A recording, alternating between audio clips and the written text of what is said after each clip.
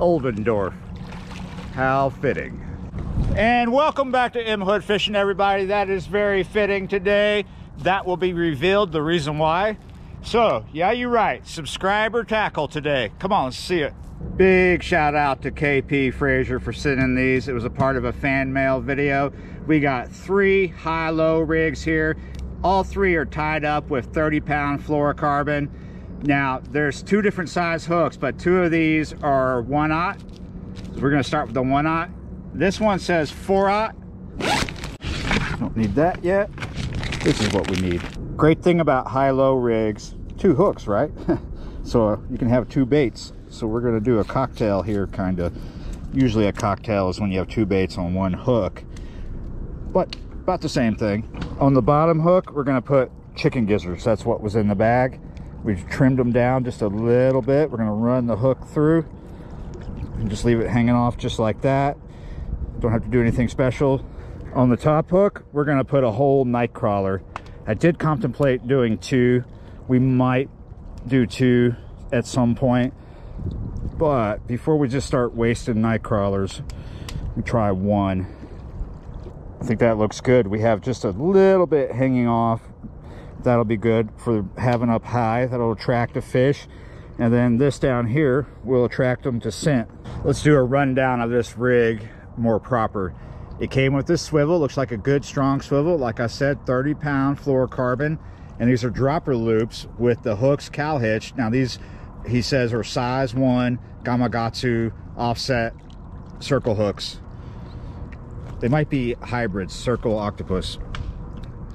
Same thing down here, but down on the bottom is our chicken gizzard. And he did send lead. He sent a size, I mean, a 3-ounce pyramid and a 2-ounce pyramid, but we're gonna use my lead this time. That's a 3-ounce donut. So here's the bottom, little tiny clip for the lead. We'll see how that works. I think it's gonna be okay. Both of the rigs are baited up exactly the same and everything. Now we got to get them both out there. That should be easy. Come on. The last time I was at this particular spot, the river was pretty low. It was at just below 5 feet, 4 something. Today it is, I believe, a little over 7. And by the end of the month, it's going to be around 9. So we have a lot more water in front of us. This spot is always nicer when you have more water. Decent. Nice. The beef stick, look at it rocking like that. Now more water means more current. We are here for an incoming tide, but this current is pretty strong. Low tide was a few hours ago. High tide will be at 11 something tonight. I'm getting a little concerned. The first rig is already really far that way at a sharp angle going towards the next boat down in the anchorage.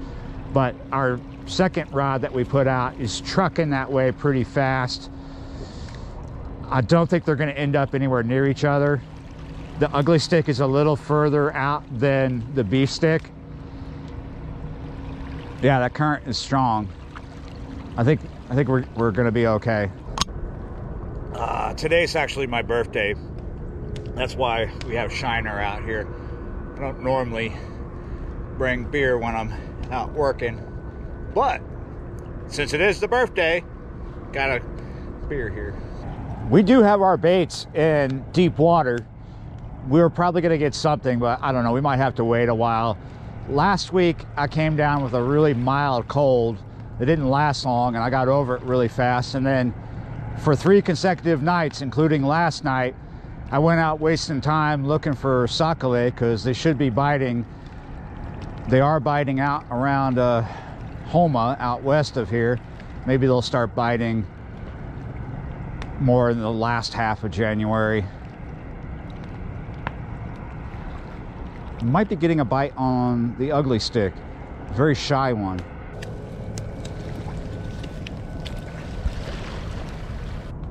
Oh, looking at one rod and another rod starts shaking. What is going on here? Oh, we're hooked up. That's what's going on.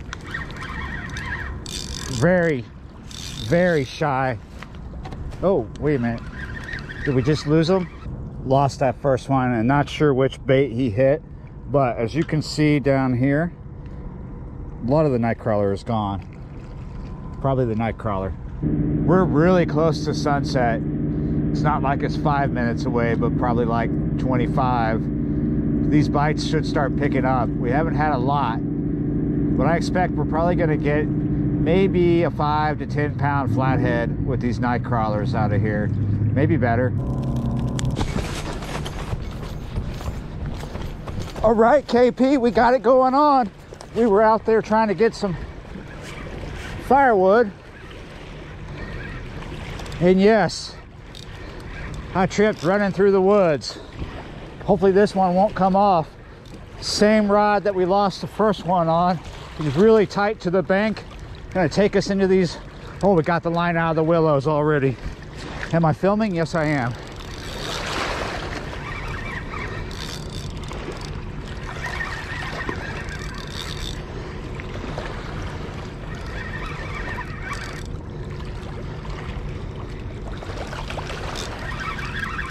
I'm being really easy with them because of the smaller hooks, and he feels like a halfway decent fish. That's why I'm not horsing them in.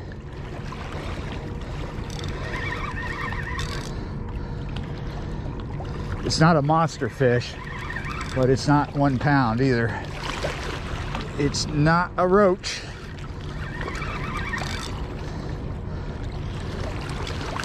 Oh, putting up a little bit of fight right here. Just let him do it, but keep a tight line.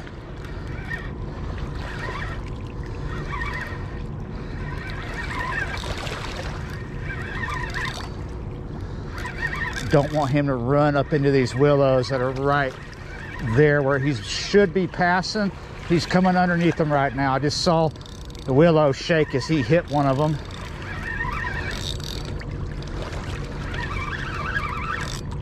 All right. He is past the willows. He's coming up. He's right here.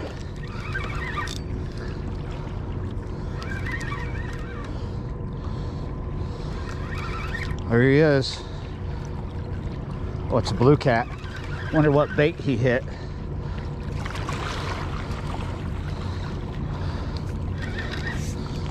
We're just gonna bring him right over to us.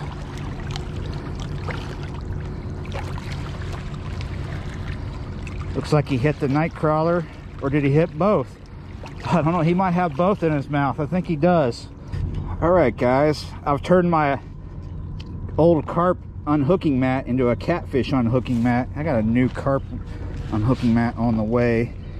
I'm not suggesting that everybody needs an unhooking mat for cats, but if you want to show them off to the IG or the YouTube, unhooking mats work out keeping them clean. Look at that, both. I don't know if he ate both, but both hooks are in his mouth. One is on the outside and one's on the inside. We'll figure out which bait it was. And the winner is night crawler. I am not going to bother weighing this fish. Maybe 5 to 8 pounds, probably like 6 or something. Pretty nice. We got that on your rig, KP. Yeah, you're right.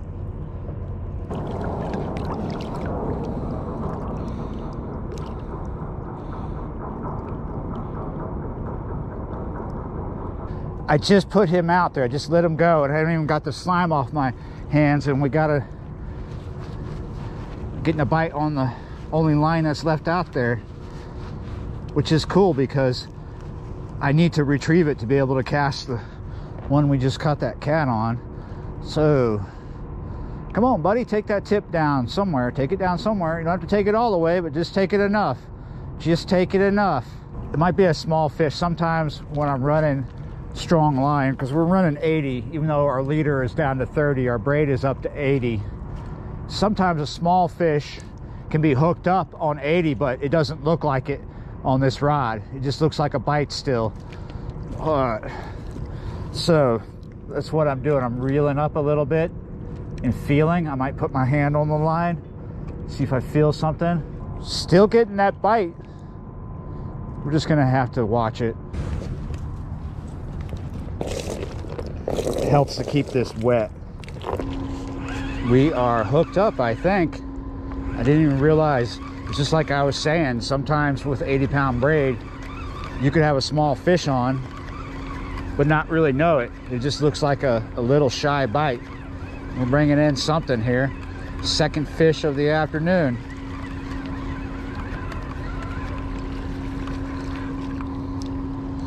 Here we go. Not big at all. Again, that night crawler is what's in his mouth. It's a little blue cat. Might put out all night crawler on this one. I've already baited up the other rod because I haven't put it out yet. But we have chicken gizzard on the bottom again and night crawler on the top. Let's do double night crawler on this one. I guess chicken gizzard is just not working, but I know it works because I've seen people do good with it. It's not something I get all the time. It's what we got today. Rolling the dice. Go get some wood. You think I still have 2 rods left? I'm just getting a little bit. I'm not sure if I said before, but the high of today was almost 60 degrees. But the temp is supposed to drop a lot when we get to sunset, and we're past that. It's getting dark and it's getting chilly. It's going to get down to 40 tonight. Might not see that while we're here, but we will see 50 degree to 48 degree weather before I leave. So I'm going to stay warm. It's my birthday. Need a fire. Just a little fire.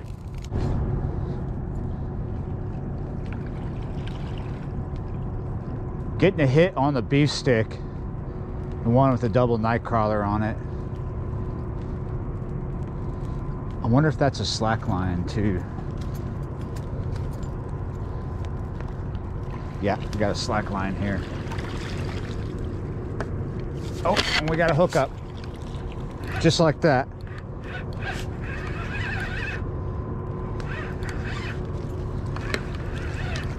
There's a bit of debris in the water. I hope that's not gonna hit one of the lines.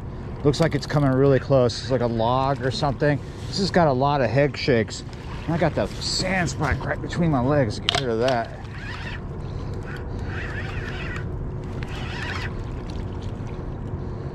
We're working these fish today all over drop-offs, and when you're doing that, they always seem bigger because you're bringing them up against mud in most cases.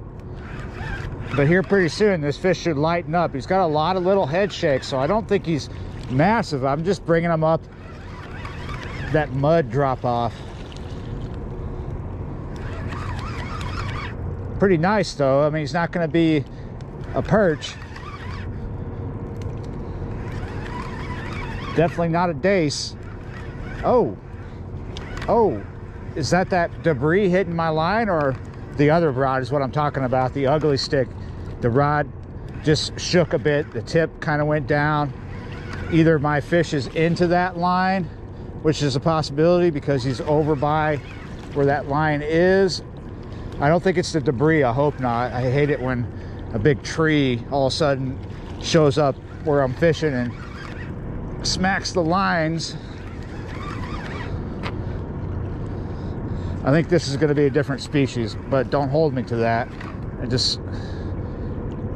Yeah, don't hold me to that because it's not a different species. But it is a bigger one than the last one for sure. Now we got a slack line on this. We got to be quiet and get this done because we might have another fish on the other line. Get over here to the net. So far, KP, your rigs are working out wonderfully. There's another blue cat here. I was hoping for a flathead.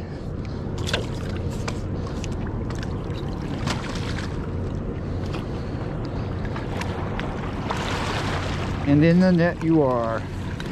Okay, massive slack line on the other rod. I'm gonna go ahead and stick him net and all on the unhooking mat. Hopefully you stay where you're put.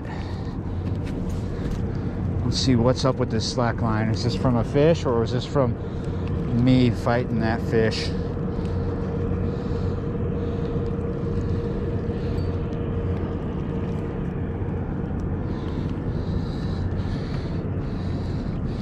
Oh. Yeah, he got into my line. That's what's up. So I got the line going everywhere here. Real quick, guys, because I got a mess here to deal with. Check them out. Maybe about the same size, but as the other big one. I think a tad bigger, but not by much. He's definitely ready to go home. Hopefully they got the kettle on, waiting on him. There he goes.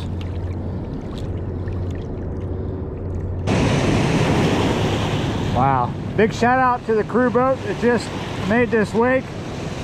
I'm actually, yeah, they honked their horn and waved at me. And then, yeah, tide is coming in, so at least it's not coming up to the fire. My goodness, look at the fire. Let's see who's messaging me. Craig. Hey, what's up, Mark? Just chilling on the river after catching a 16-foot unicorn perch shark. Look at that. What's that? He says. It's a really big and rare fish. I'm sitting here waiting for Guinness. Well, fished the night crawlers out. No flathead, no 16-foot unicorn perch shark. Yeah, you're right. Thanks for the rigs, KP. I had a lot of fun fishing with them. Thanks for watching, guys, and thanks for subscribing, and I'll see you next time.